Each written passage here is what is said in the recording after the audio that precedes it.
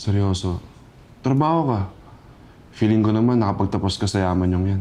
Hindi pa nga eh. Pang fourth ko na ng shift ng course na to. Hindi pa ako nag-graduate. Also, mahihirapan ako makahanap ng trabaho. For sure, nagkalat na yung news about sa stepdad ko. Pwede ka maging rider. Okay naman yung kitaan sa amin eh, basta masipag ka lang. Rider?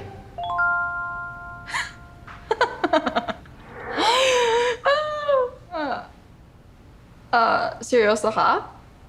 Bakit? May naisip pa ba ibang paraan? Pasensya ka na ah. Hindi biro kasi yung pinahiram ko sa yung pere.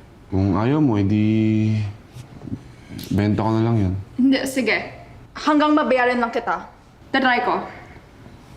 Okay, pero bibilad ka sa araw. Tsaka may mga jacket ka ba dyan para hindi ka masyado mainitan?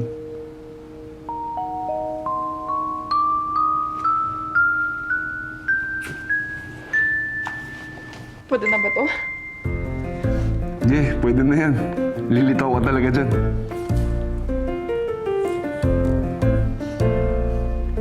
Sige. Game. Ano gagamitin mo pag nasa akin yung motor mo? Masyado ka naman nag-aalala sa akin. Nakahiram na ako ng motor sa tropa. Oo, ito. Helmet mo. Malinis ba to? Ang arte mo naman. Tsaka marunong ka magmotor. Kayang-kaya. Medyo mabigat to para sa babae kaya mag-ingat ka. Baka ma-fall ka. Ano sa tingin mo? Hindi ko kaya yung mga ginagawa mo. Talaga? Alis ka dyan. Tingnan natin. O, diba? Sige. Ito yung... Hindi mo ba alam? I can even drive this with one hand.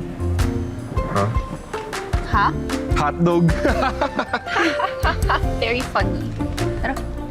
Asus. Bigyan mo lang mga ilang araw pa. Ganito ka na rin magsalita. Never. Oh.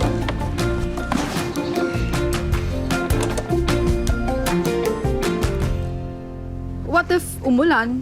E di sumilong ka. What if may mahulog na package? E di pulutin mo. What if hahabulin ako ng stray dogs? Hindi ka hahabulin nun, basta di ka tatakbo. Pero pag kinahulan ka, lakad divisoria lang. Baka Divisoria? Ganto. Ganyan.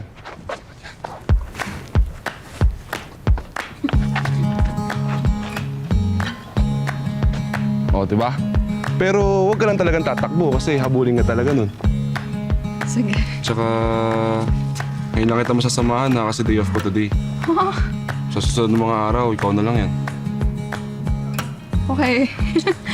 Huwag kang kabahan. Kaya mo yan. Basta smile ka lang lagi.